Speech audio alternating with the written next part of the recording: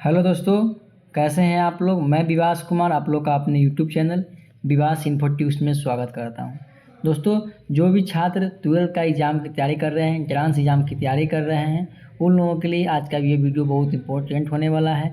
या जो भी छात्र गवर्नमेंट जॉब का तैयारी कर रहे हैं, जैसे रेलवे हो गया, एसएससी हो गया, जीडी हो गया, बिहार एसएससी हो गया, ये सब आप लोगों का एग्ज़ाम की तैयारी कर रहे हैं, तो आज का इस वीडियो में आप लोगों को बहुत अच्छा लगने वाला है। आज के इस वीडियो में मैं आप लोगों के लिए लेकर आया हूं विद्युत धारा यानी कि करेंट इलेक्ट्रिसिटी के टॉप 20 क्वेश्चन जो आप लोगों को बोर्ड एग्जाम में बहुत इंपॉर्टेंट होता है, और इसको हिंदी और इंग्लिश दोनों में मैं लेकर आया हूं। आप लोगों को बहुत मज़ा आने वाला है वीडियो में, तब आप लोग अंत तक बने रहें। आप लोगों को मैं ज़्यादा समय नहीं लूँगा, वीडियो को बिना देर किए शुरू करता हूँ। सबसे पहले आप लोगों का फर्स्ट नंबर क्वेश्चन है, जो कि आप लोगों को स्क्रीन के ऊपर दिख रहा होगा। यहाँ कह रहा है what is the SI unit of electric current. आप लोग जल्दी से कमेंट बॉक्स में इसका आंसर दीजिएगा। मैं आप लोगों को इसका आंसर बताते हुए आगे बढ़ूँगा, है ना।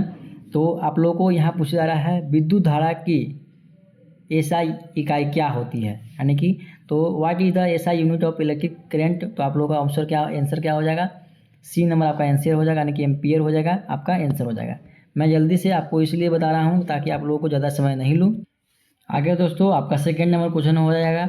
इसमें पूछा जा रहा है what is Ohm's law state, यानी कि ओम्स लॉ का स्टेटमेंट के बारे में पूछा जा रहा है कि ओम्स लॉ में क्या कहा जाता है। तो ओम्स लॉ में B equal to I R होता है, जहाँ पे आर आपको मिलेगा रेसिस्टेंस हो गया, आई आपका करंट हो जाएगा, ये होगा वोल्ट हो जाएगा। तो ये इसमें आप लोग को संबंध पूछा जा रहा है, तो B equal to I R आपका ये संबंध हो जाएगा। मैं कुछ कुछ को आपको डिटेल से बताऊँगा ताकि आप लोगों को दिक्कत नहीं हो, ठीक है। थर्ड नंबर क्वेश्चन, तो इसका आंसर क्या हो जाएगा, आप लोग को जानकारी होना चाहिए। तो आपका आंसर ए नंबर हो जाएगा, यानी कि B equal to I R होना चाहिए, ठीक। आगे बढ़ते हैं।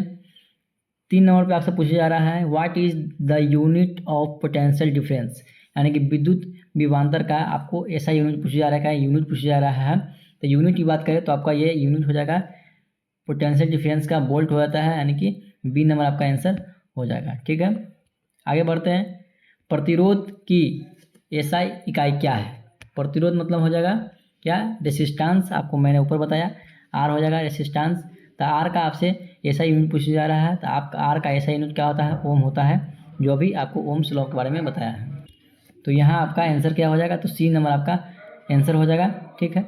आगे देखते हैं आगे क्या कर रहा है। यदि चालक की लंबाई बढ़े तो प्रतिरोध पर क्या प्रभाव पड़ेगा, यानी कि रेसिस्टेंस पर क्या प्रभाव पड़ेगा। तो आप लोग को जानकारी होना चाहिए, आप लोग पढ़े होंगे, तो मैं अभी बता रहा हूँ। कह रहा है यदि चालक की लंबाई बढ़े तो प्रतिरोध पर क्या प्रभाव पड़ेगा। तो रेसिस्टेंस भी क्या हो जाएगा, अगर चालक की लंबाई बढ़ता है तो रेसिस्टेंस भी बढ़ जाता है, क्योंकि दोस्तों रेसिस्टेंस जो है यानी कि L directly proportional to R का होता है। लंबाई बढ़ाइएगा तो रेसिस्टेंस भी बढ़ जाएगा। 5 नंबर क्वेश्चन हम लोग देखते हैं। 5 नंबर क्वेश्चन में क्या कह रहा है कि इलेक्ट्रॉन का आवेश कितना होता है, इलेक्ट्रॉन पर कितना आवेश होता है। तो सबसे पहले अगर जो प्लस में है उसको काट दीजिए, प्लस में है उसको काट दीजिए, एक कट गया।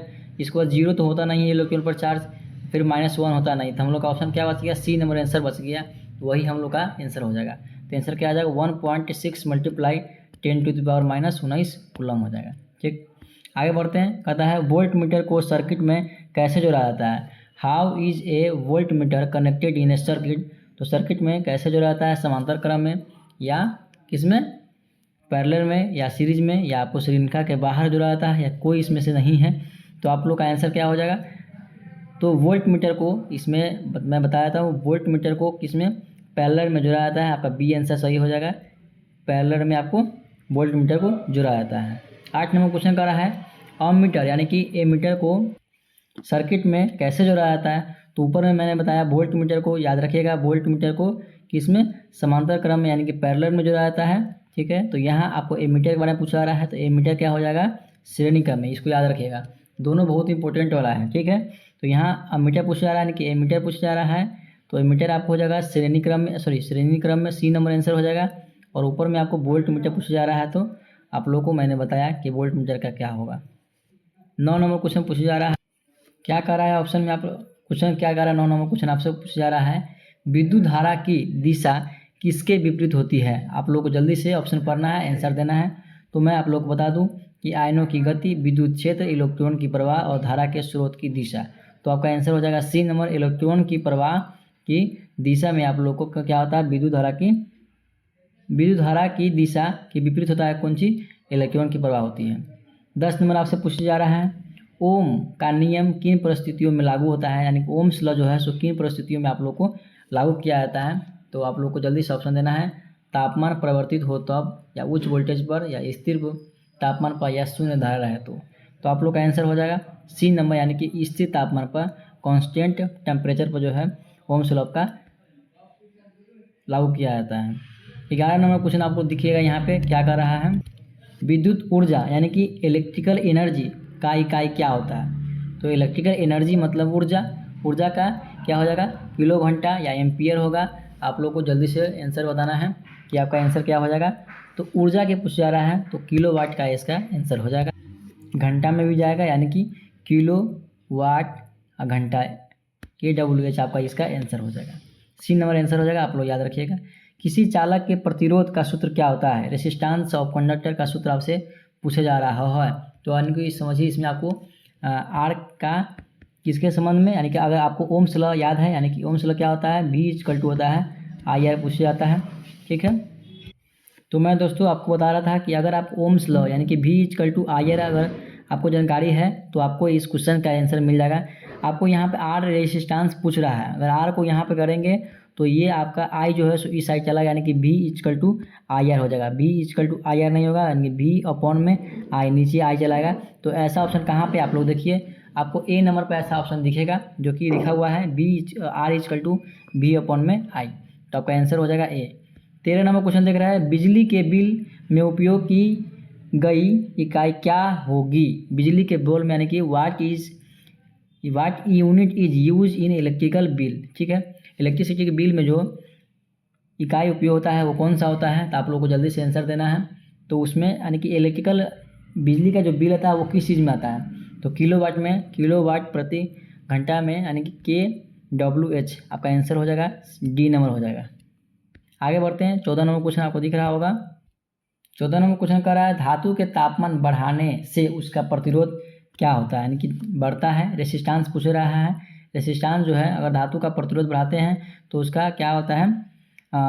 प्रतिरोध जो है सो क्या करता है? घटता है, बढ़ता है, या स्थिर रहता है, या पहले घटता है फिर बढ़ता है? तो आप लोग को याद रखना है कि अगर धातु के तापमान बढ़ाते हैं तो उसका प्रतिरोध जो है क्या होता है? इंक्रीज हो जाता है, यानी कि बढ़ जाता है, ठीक है। आपका आंसर हो जाएगा बी नंबर, आपका आंसर हो जाएगा। आगे बढ़ते हैं। कहता है विद्युत शक्ति यानी कि electrical power, what is the unit of electrical power? तो विद्युत शक्ति का मात्रक क्या होगा? आप लोग को मैंने ऊपर ही बताया। तो इलेक्ट्रिकल पावर का यूनिट आपको हो जाएगा वाट, WATT वाट हो जाएगा, यानी कि आपका ए नंबर आंसर सही होगा 15 नंबर क्वेश्चन का। 16 नंबर क्वेश्चन आप लोगों को सामने दिख रहा होगा। कह रहा है सुपर कंडक्टर की विशेषता क्या है? What is the special property of A super conductor?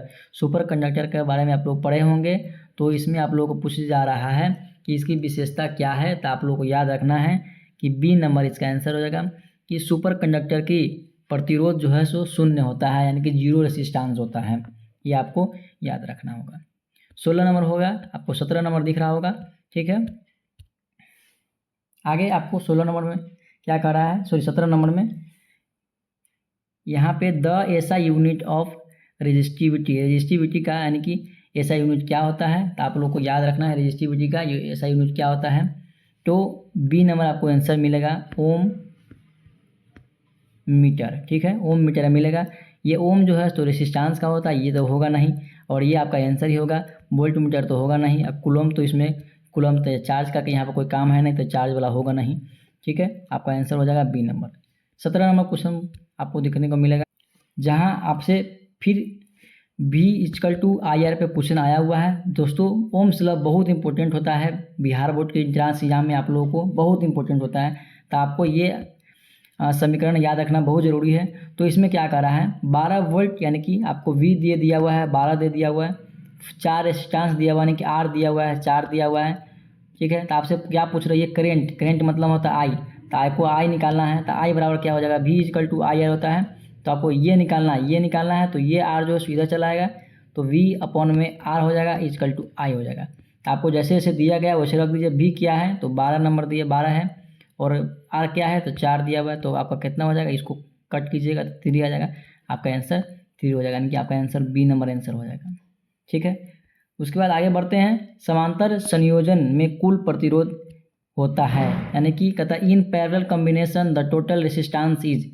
ठीक है, इसको पढ़िए, उसके बाद आपको आंसर देना है। तो इसका आंसर क्या हो जाएगा, सबसे बड़े से अधिक सभी का योग सबसे छोटे से कम औसत के बराबर।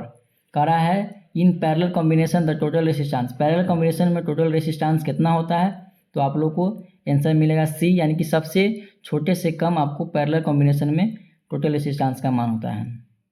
आपको सबसे लास्ट नंबर क्वेश्चन दिख रहा होगा, मैंने आप लोग को यहाँ दिखा रहा हूँ। यदि वोल्टेज व स्थिर हो और प्रतिरोध बढ़े तो धारा पर क्या प्रभाव होगा। क्वेश्चन को फिर से पढ़िएगा। इफ़ वोल्टेज इज कांस्टेंट, यानी वोल्टेज जो है कांस्टेंट है, 0 है, ठीक है, एंड रेसिस्टेंस इंक्रीज, आर बढ़ा दिया जाता है, what is will happen to current, यानी करंट पर क्या प्रभाव पड़ेगा, सो आपसे पूछा जा रहा है। फिर वही आपको अगर B=IR याद है, यानी कि आपको रिमेंबर है, तो आपको ये क्वेश्चन का आसानी से आंसर मिल जाएगा। तो इस क्वेश्चन का आंसर मैं आपको नहीं बताऊंगा। इस क्वेश्चन का आंसर आप लोगों को कमेंट बॉक्स में लिखना है, क्या आंसर होगा। आप लोग पूरे वीडियो को शुरू से लेकर लास्ट तक देखिएगा, और प्रत्येक क्वेश्चन एकदम टॉप लेवल का है। आप लोग को एक एक क्वेश्चन भी याद करके रखना है, बोर्ड एग्जाम में एक भी इधर से बाहर से नहीं आएगा। तो आप लोग को इसको बहुत अच्छे तरीक़े से याद कर लेना है। और इसी तरह के और भी सारे क्वेश्चन के लिए आप हमारे चैनल को ज़रूर सब्सक्राइब कीजिएगा, ताकि मैं फिर आप लोगों को नेक्स्ट वीडियो में नेक्स्ट पार्ट में लाऊंगा। अभी तो यहाँ मैंने 20 क्वेश्चन ही बताया, फिर आगे इस चैप्टर का क्वेश्चन और बताऊंगा। तो मिलते हैं नेक्स्ट वीडियो में। इस चैनल को ज़रूर सब्सक्राइब कीजिएगा। आप लोगों को लिंक भी इस PDF के नीचे दिया गया है, यहाँ पर लिंक बताया गया है। आप लोग इस चैनल को ज़रूर सब्सक्राइब कर लीजिएगा, ताकि मैं क्वेश्चन लाऊंगा तो आप लोगों को पास ज़रूर पहुँचे। मैं कोई भी वीडियो अपलोड करूँगा आप लोगों के पास एक बार में ज़रूर पहुँचे। तो मिलते हैं दोस्तों नेक्स्ट वीडियो में, तब तक के लिए जय हिंद, जय भारत। और दोस्तों याद रखिएगा, जो भी आपके साथ विद्यार्थी होंगे जो 12th की तैयारी कर रहे होंगे, जो बोर्ड एग्जाम की तैयारी कर रहे होंगे, उनके पास ये वीडियो ज़रूर भेजिएगा, ताकि उनको भी सहूलियत हो। तो मिलते हैं नेक्स्ट वीडियो में, थैंक यू।